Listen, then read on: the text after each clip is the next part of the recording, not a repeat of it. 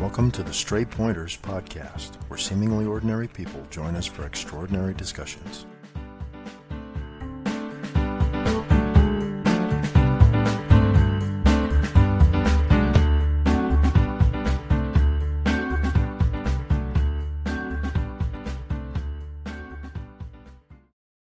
You're listening to Season 2, Episode 11 of the Stray Pointers podcast. This episode was recorded on April 27th, 2024. I'm your host, Jim Lullis. For more information about the show, including the show notes for this episode, please visit straypointers.com. Joining the show today are Traci Gorman and Alicia Retzlaff, creators of the TechnoGals podcast. Traci, Alicia, welcome to the show. So excited to be here. Thanks for having us. You bet. Yeah, thank you so much. Appreciate the opportunity to talk with you. So you started your podcast this year on New Year's Day. What was the genesis of this? You had to have been doing some planning to do a New Year's Day launch. Well, I can start this one. So we had been talking a little bit about this in December, and Alicia and I both work full time at AWS, and we're trying to figure out, okay, how do we want to do this thing? Like, let's just jump in. It doesn't need to be perfect. And so the New Year's Day time frame wasn't necessarily like, oh, it's the first day of the year, we're going to start off with a bang. It was like, hey, we have that day off. So let's use that to record. And that generated some good content because of New Year's resolutions and things like that. So it was a little bit of happenstance, a little bit of planning, a little bit of luck with getting a day off. But yeah. Do either of you have backgrounds in broadcast media? No, Or neither of us. interests, or you ever thought about doing a radio show or any sort of a YouTube cast before this? No, this is like a totally new space for us, and we just kind of jumped both feet in, and then are figuring it out as we go, and just laughing at all the mistakes we make along the way. I will say, Alicia, I don't even think you know this. So, probably 10 years ago, I wanted to start a YouTube channel. I used to be super into working out, and it's still up. I think it's private right now. I don't think you can go out there, but it was called Curling Irons. So like I was trying to put a spin on, like, because I was a girl using a curling iron, but lifting weights and stuff. And I was just thinking that it was just gonna take off. It was gonna be this big thing, but I never ended up having the guts to really do anything with it. So that's the extent of my experience. When I said what was the genesis of the podcast, take me back a little further, because it wasn't like you two just decided one day to say, hey, let's do a podcast. There was some definite planning and a purpose behind your podcast. How did that start? How did that grow? So I think because we are women in tech, we still recognize that when we join a lot of calls, we are maybe 10% or 15% of females on any given call on any given day. It's really still very skewed as far as women representation in tech.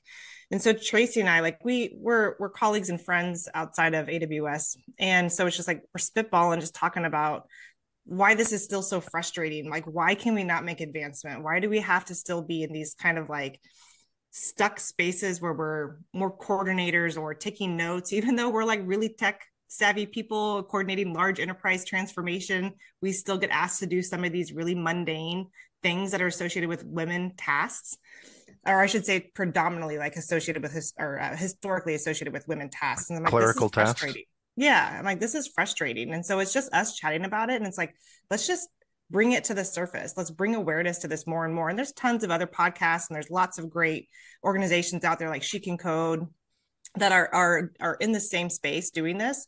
But we happen to be kind of two awkward people. And we feel like because of that, people might be able to relate to our career journeys and understand that it's okay to not know everything, and it's okay to not be perfect at it, but you at least have to bet on yourself and give yourself a try.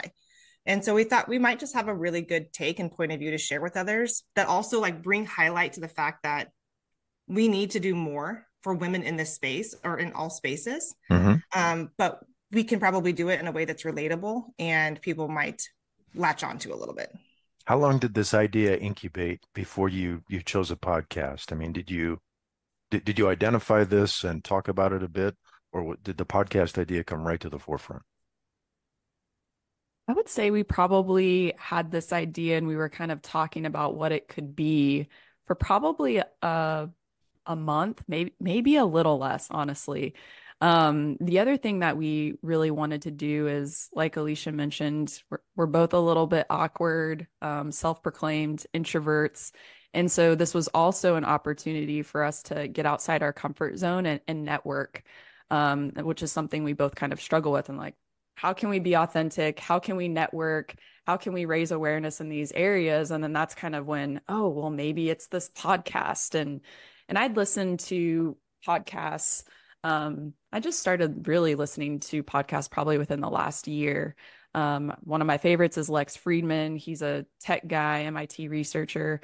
And I love his style. I love that he had video. And that was kind of the other thing, like, oh, well, if we do this, we should do video because then you can see our expressions. Maybe it's a little bit more relatable. Maybe it's not. I don't know. And so we took a lot of well, I took a lot of kind of lessons learned from watching his podcast. I really like the New Heights podcast with the Kelsey brothers. They're just so funny, so authentic, just a bunch of goobers. And I'm like, well, maybe something it could come like that with TechnoGals. You've mentioned building a community on your podcast. Is the podcast a first step in building a community, or is that intended to be kind of the central core of building and shaping that community? I think it's one element of the community we're trying to build. So the podcast is a conduit really for us to engage with the community, to bring topics and stuff that we've done podcasts about networking, career development, side hustles, side projects. So just like trying to inspire and empower people to think differently about what they're doing today or how they're doing it.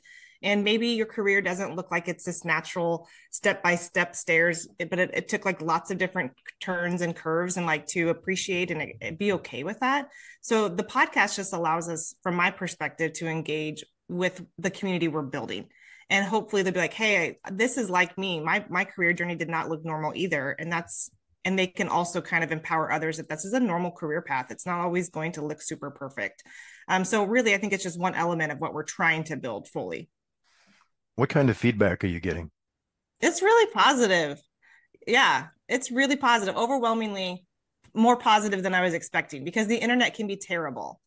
And so I was really expecting a lot of people to like rip apart the infographics we create or try to tear it down in some way. We recently just did an episode about RBF, which is just like we both kind of struggle with our facial expressions in meetings.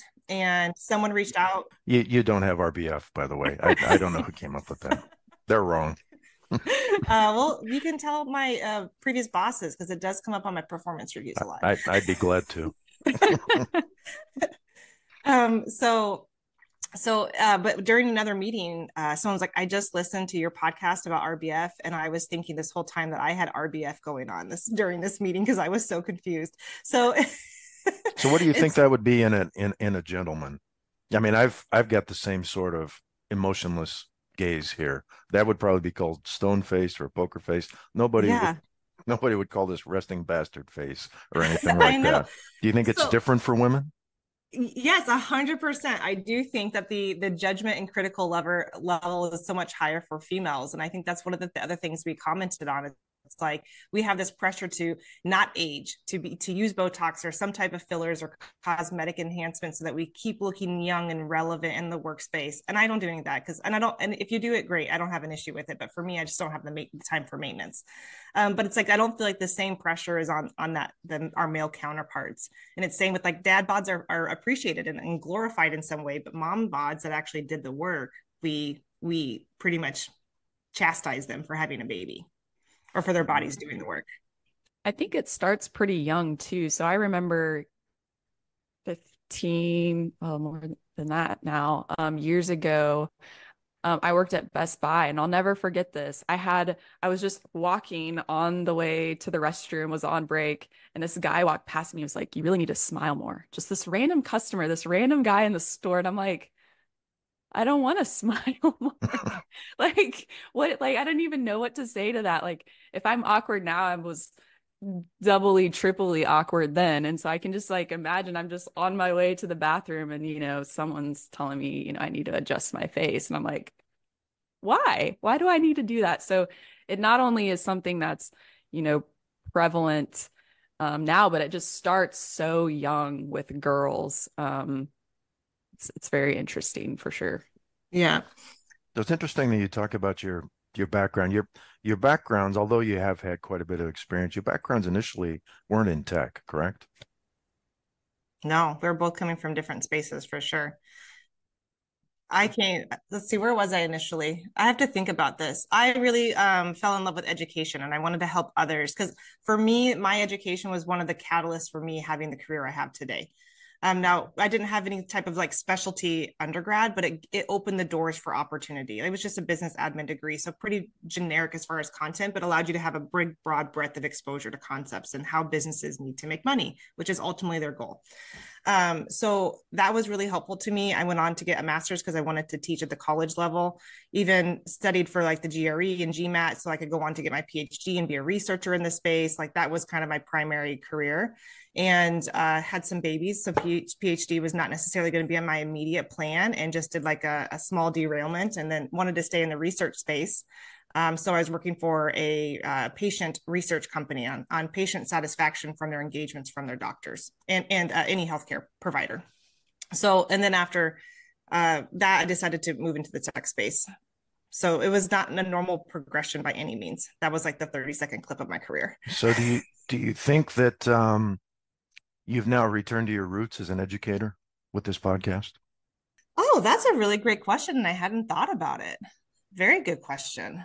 I think that there is some truthness to that, probably not so much in like education, but when I was when I was teaching, it's you are creating this community and trying to empower, inspire. It's like, hey, this is okay. And I helped so many students with their resume that would say to me, oh, I'm just a server. I'm not going to get a job. And I was like, what do you mean just a server? I'm like, you are not just a server. You are managing multiple tables at a time. You're dealing with conflicts. You're resolute, like you're coming up with solutions. I'm like, that is problem solving. That's a critical skill you need in the workplace. But they didn't see that as like something that was noteworthy. So I feel like maybe for a while I've been trying to inspire and empower people to be motivated to be the best versions of themselves. So that's a really great observation there. Traci, what about your background?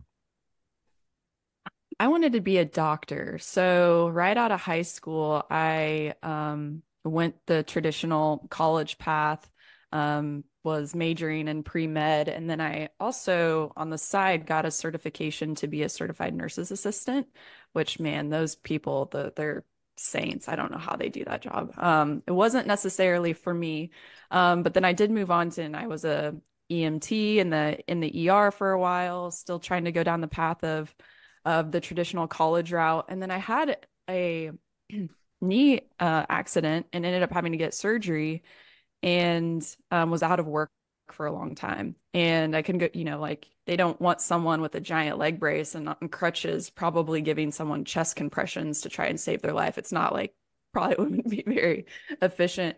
And so I was looking for kind of a new role where I could, sit honestly. And I had a friend that worked in tech, and she was like, "You're kind of a nerd. You should try this." And so I applied for just a service desk, like taking phone calls. Did you restart your computer? Well, hold on a And second.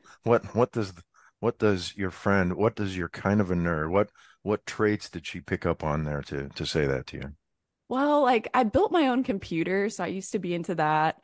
Did a little bit of like computer gaming, wanted to learn how to code. So I was always just interested in those types of things as a side hobby. Yeah, you mentioned Best Buy. Were you a Geek Squad member? No, I was an aspiring Geek Squad member. I Okay, worked in okay, digital imaging, okay. so Still very good. yeah. And yeah, so I started out on the service desk taking phone calls, and then I just never ended up going back into the medical field. I just like fell in love with it. I quickly progressed into different technical roles and then got involved in the cloud and then got involved in leadership and, managing engineering teams. And so I never looked back. Very good. Very good. So, what impact does the podcast have on your family schedules and your family lives? for me, we don't have kids in the house. We're actually watching my nephew right now. I'm surprised you can't hear him growling like a dinosaur outside my office right now. But so it's a little bit easier for me. I think scheduling posts, and Alicia and I are really good and intentional now about making sure that it doesn't impact kind of the work life family balance. And so finding times that work for us to get on a schedule to be consistent has been kind of a lifesaver. In the beginning, it wasn't really like that. We were kind of all over the place, but I feel like we do a lot better job now. I don't know, Alicia, if you have a different perspective. I think so. And I think it's also like one of the lessons I've learned through this podcast is how important it is to pick your partner if you're going to do it with someone, whether a co-founder or whatever it is. Like, it's so important to like pick a person that's going to be able to be that support if you need it. Like, we both got our booties kicked this week at work, and I was like, you gonna be able to get that post out, or do you want me to do it? And it's just like, it's not like a blame game if we're late on something. It's just like, hey, we recognize we both need to get it done. And I think she messaged me on a Wednesday. She's like, did you get this post out there? And I was like, no, now I'm stuck at a track meet. She's like, oh, it's okay, I'll get it. So That's interesting. What sort of hurdles, if any, do you have in, well, let's talk about what does it take to plan an episode? How do you go about planning your next episode? Kind of falls into two different tracks. One, if we have a guest speaker, which we have a couple more guest speakers coming up here in the coming weeks. And then one, if we don't have a guest speaker. For us, when we're not having a guest on there, it's a little bit easier because her and I can collaborate, honestly, a lot through text. We talk pretty frequently. And so we can quickly come up with, all right, here's the construct, here's kind of what we want to talk through and just kind of go with it, other than finding a time to record. With the guest, there's, obviously a lot more work. So you got to find the guest. You got to kind of like prime, like, are you even interested in doing something like this? Okay, if you are, here's the topics that I think would be most meaningful. Do those resonate with you? Are you passionate about that? So then you're having this back and forth. So finding time to have those conversations. And then of course, scheduling. Everyone is just so busy with life and kids and work. And so a lot of times when we find these guests, it's, sometimes a month out before we actually record with them, which is Mhm. totally okay. But there is just a little bit of a longer life cycle when you have guests versus if Alicia and I are just going to go on and be like, all right, here's what we want to talk about. Let's just go and see if it's any good, see what happens. Then do you collaborate on editing the episode? Did I so you've recorded a raw episode. What happens then? for the most part, we try to keep it as raw as possible. So even when we go into the episodes, one of us is usually the lead and we've only shared with the other person, hey, like this episode, we're going to talk about corporate jargon, or we're going to talk about RBF, or we're going to talk about networking. And the other, whoever is the non-lead, doesn't really know anything else about the episode. So that person is that the lead person is really taking the command of guiding that conversation, but to bring our authentic selves, and so that we don't seem rehearsed, and so that we give our honest feedback and we don't really necessarily have as much time to think about it, we intentionally do not share much about the episode to the other person. And then we kind of have to just answer on the fly with what is our real reaction to it. And that's part of the point of it. And I noticed on one of your early episodes, you stated that there were times when you'd be having a conversation through work and have to stop and say, well, let's save that for the next episode. Is that happening more frequently now? Yeah, we still don't really talk about it that much. It's because we don't want to plant any bias or seeds that would influence how we might respond. Or we've already heard each other's responses, so we Yeah. seem less interested because we've already heard it. So we want to be fully engaged in like the real conversation. So we try not to talk about it. Otherwise, it's like, oh, I already heard this story the other day. And then it's a little bit less exciting to talk about. Yeah, it's very common for us to be like, stop, don't say anymore. This is good. We can't lose this. Yeah. Save it for the podcast. How do you pick the schedules on your published dates? Because I saw on LinkedIn an announcement from your LinkedIn group, hey, we're going to drop a new episode on Wednesday. How does that come about? How do you pick a day?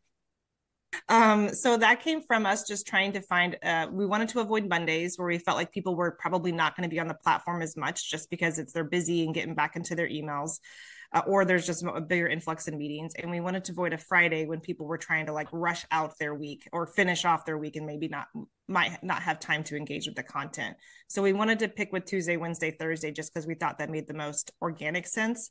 We started with Tuesday releases, but then we ended up shifting it to Wednesday because we wanted more time to promo the drop. So we ended up on a midday release. So that way we could, otherwise you're promoting over the weekend and LinkedIn is not necessarily like a super hot spot for the weekend traffic. So it really just came from a little bit of trial and error and then what worked best based upon what we were trying to drive engagement with the final episode. Okay, you mentioned LinkedIn. Is that where you primarily promote the episodes? Primarily, yeah. We do have Instagram and we do put stuff on YouTube as well. And that was probably one of our early mistakes, I think. And Traci, you can correct me if you think I'm wrong. But we were doing the same content to all platforms at all times. And based upon just kind of early analytics results, we noticed like some stuff hits better on LinkedIn versus Instagram. And so now we kind of have tailored engagement or content based upon the platform that we are posting it through. We try to be a little bit more lighthearted on Instagram and Facebook. Probably a good example of that is, I don't know if you saw the chin hair video. So when you're on a meeting, you're No. holding your chin like this, and you're like, oh, you find, oh, there's a little something there. And so like stuff like that, we're like, that might not hit well with like the LinkedIn community, but the Instagram and Facebook, where it's a little bit more lighthearted, we'll post something like that there instead.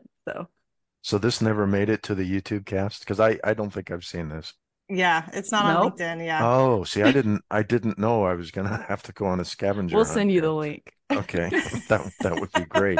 Well, that brings up that brings up something else. How do you you mentioned promoting it on LinkedIn? Is there I've seen your Linktree site, and I've seen on that Linktree you've got Spotify and YouTube called out, and then across the top you have the icons for Instagram and Facebook and that sort of thing. Do you tell people? I mean, this is the first I'm hearing that you have slightly different content on some of these platforms. Do you convey that in any way to them? That's actually a really good call out. I don't think we've done any cross promotion on LinkedIn. Like, hey, if you want a little spicier content or funnier content, go check out our Instagram page. We should probably do something like that. But this is part of us still learning. I mean, honestly, like how these platforms work and what fares well here. Like we're constantly looking at our analytics on LinkedIn, like, oh, we thought this one post would do really well, and it got like hardly any engagement. We're like, oh, well, that's weird. We really like it. Why not? And then we'll look at the same post on Instagram and Facebook, and it does differently. And so I think we're starting to find what that sweet spot is, but we definitely have a lot more engagement on the LinkedIn platform. So I would say we spend that's I guess our first priority is they're engaging with that community. And then the Instagram and Facebook community, we're still trying to figure out, just what lands well, what type of content is meaningful to those people. And we also just don't have as big of a following either. So Okay, I noticed that TechnoGals.com was registered by someone in Kansas just before New Year's Day. I assume that's you, Traci. He's done some research. yeah, I Yeah, like this. absolutely. Investigative journalism right here. Uh, uh, is there a reason that that's not linking to your Linktree site, or that it's basically a coming soon right now page Yeah. if you hit it? Yeah, so we it was a few weeks ago now, had the opportunity to get together in person. We took a Friday off. Alicia came down to Kansas and we went through this kind of like goal setting exercise of, okay, we're starting to see some traction. Like, what do we really want to do? And back in when we had first started thinking about this, we're like, well, maybe eventually we'd want to do some type of website and make it more legit, I guess, if you will. And so we did save the domain in case that was something that we wanted to take on eventually, but that's actually one of our goals for this year is to stand up a formal website and have an additional kind of landing spot for our content and who knows, maybe some extra fun goodies you'll find on there. what has the coworker reaction been to your podcast?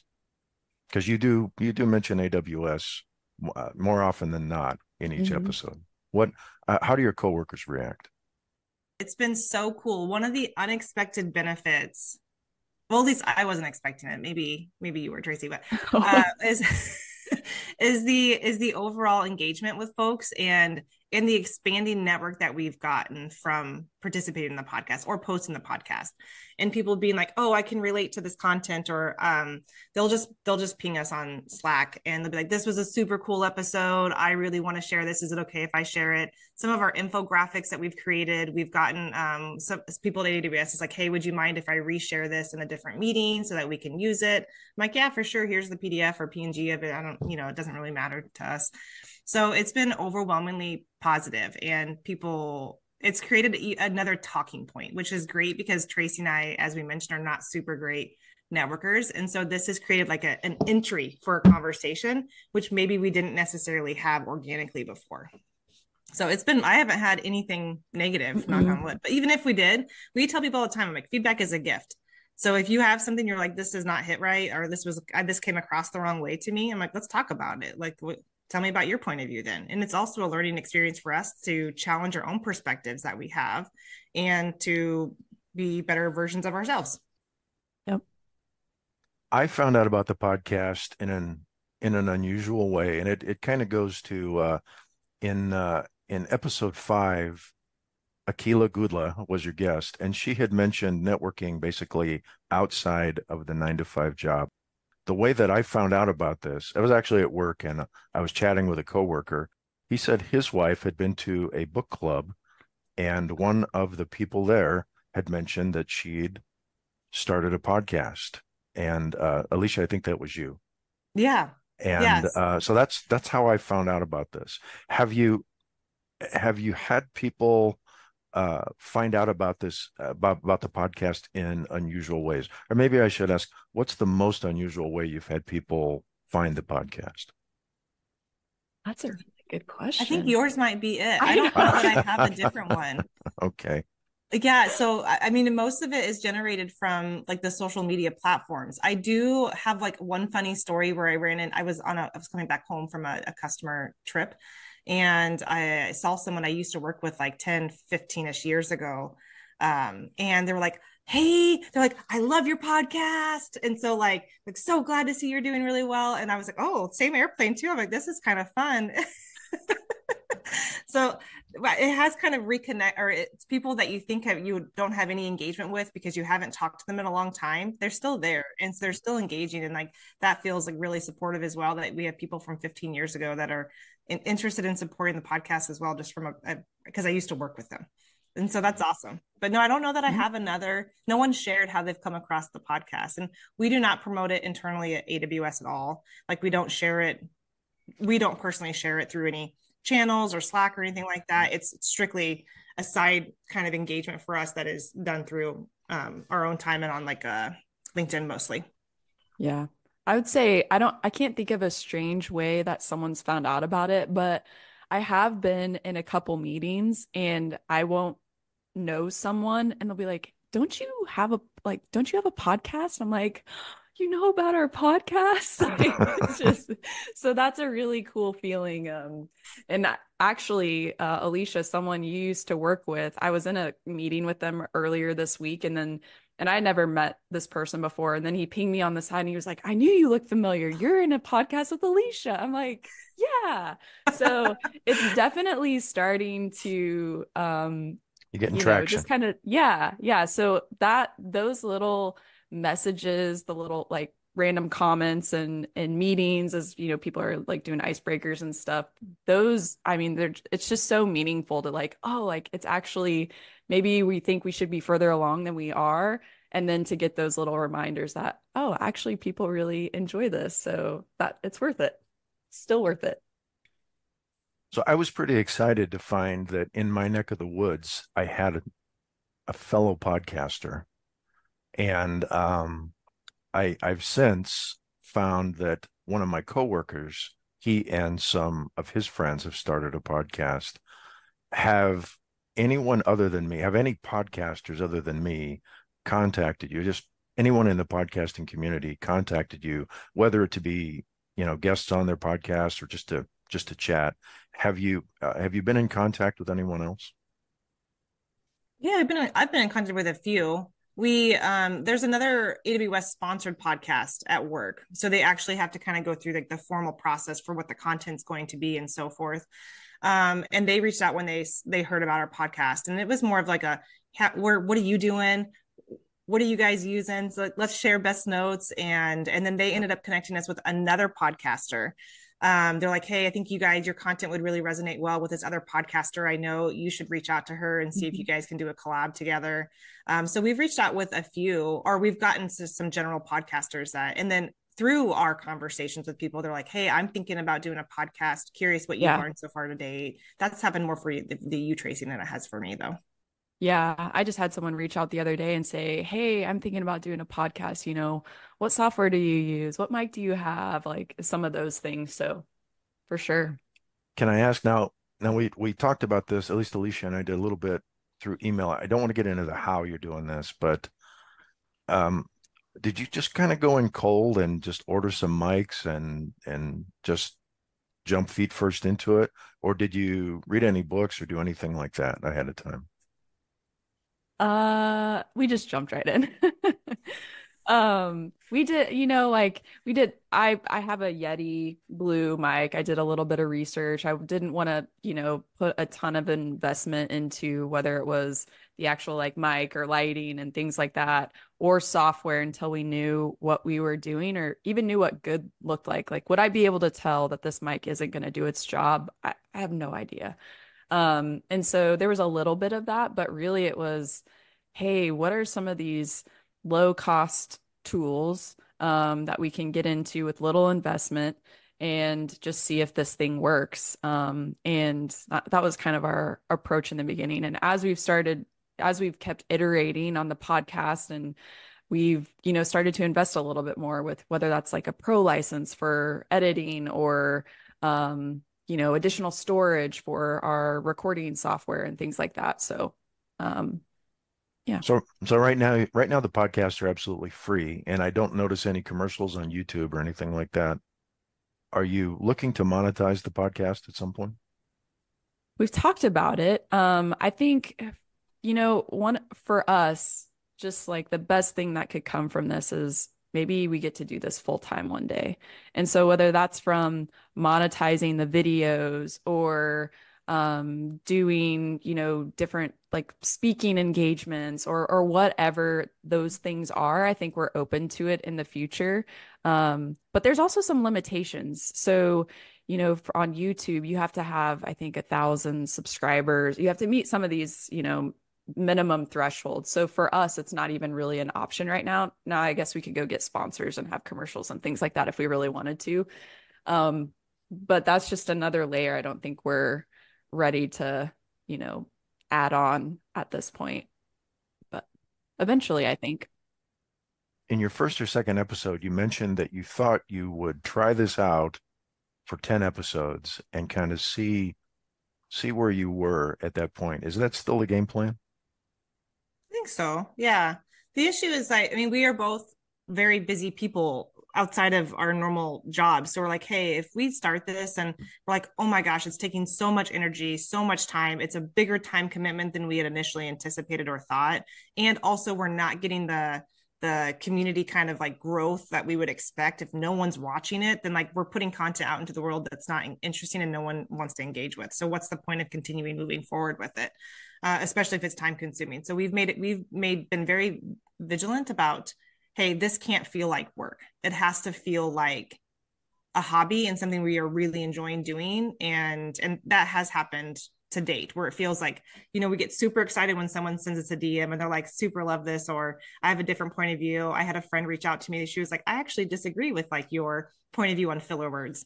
And I was like, I love that because it gave us a different perspective that we haven't had before. So if we keep having those moments and those nuggets, then I think it's 100% worth it, even if it's never monetized. What's on the horizon for the TechnoGals? A website. A mobile app, TV show. Ooh. No, I mean, that's some think big right there. I think we created some goals here recently when we met in Kansas, and our immediate goals are continue to grow and engage with the community. And then we would like to get a website established. And then we also want to start to have more speaking engagements ourselves, just talking about our experiences and really just be willing to bet on yourselves. Like we seem like we are flying by the seat of our pants or building the airplane while we're flying it. And that's somewhat true. But we also come with 20 plus years of experience in the industry already. So we have enough like kind of to navigate this and figure out how we need to go. But I think we really want to inspire people just to bet on yourselves. Like everything is going to be scary and there's always going to be reasons not to do it. If we waited for us to understand podcasting, understand production, understand it all, we wouldn't have a single episode out there yet. And so you have to just be willing to be vulnerable, make mistakes, and learn on the fly. They make great bloopers as well, too. So the more mistakes, they make the blooper reel. It's just more content. Do we need to discuss anything we haven't already covered? Do you have anything else you'd like to talk about? If you're going to do this, if you're interested in this, you're definitely going to want to probably have a plan for content, though. That is probably the thing that consumes the most amount of time because when we initially started this, we were, I would say, sporadic. And like the content was like pretty disjointed, like because Traci would take the lead one day and I take the lead the next day, and it didn't really fit together cohesively. And so now we try to think about, okay, what's the content going to look like for the week? So it looks like it's a series or it's connected and not so disjointed or pulled in like 1,000 different directions. And so that I would say is probably something that's important to consider is the content creation is or the storytelling of your content probably takes more time than I think we initially gave it credit for. Yeah, absolutely. And I think the other thing that we're learning along the way is like figuring out the algorithms for the social media platforms. Yeah, So good for luck. instance, yeah, it's really difficult. One thing where we're starting to see more engagement and grow our following is when we engage with the LinkedIn community under the TechnoGals logo. So we're commenting on other things and liking things and offering different perspectives. Once we started doing that, we started to see our followers uptick significantly. For a while there, it was you get the big rush of followers because you're doing something new. You're telling your family and friends about it, or maybe past close coworkers, and so they're just there to support you. And so you get this little influx initially, but then after that it's like, all right, well, your content, it needs to be good, it needs to stand on its own to continue to and just have interest amongst others. And so doing that, engaging, we've started to see, like we went from maybe we get a follower to in a week to now we're getting, I don't know, like sometimes like 10 or 15. Oh, very Yeah, good. sometimes 20 plus. Yeah. Yeah, so it's small, but it's that's the piece of like figuring out the algorithm is like, okay, let's change this one thing. Did it impact our analytics? Are we doing something right? Or is it actually worse? Okay, now let's go change this thing. And so trying to just navigate all of those nuances can be a bit challenging, but I think we're starting to maybe figure it out. I don't know. We'll figure it out and then they'll change it behind the scenes and we'll Right. have to start all over fresh again. So Right. it's all Yeah. right. We're in this for the journey. Yeah. Very Yep. good. Well, hey, Absolutely. I thank you both for your time this morning. This has been a great discussion. I've really enjoyed it. Awesome. Thanks for Thank you for having us. having us. This was so fun. So fun. Thank you, everyone, for listening. Let's do this again soon. Take care.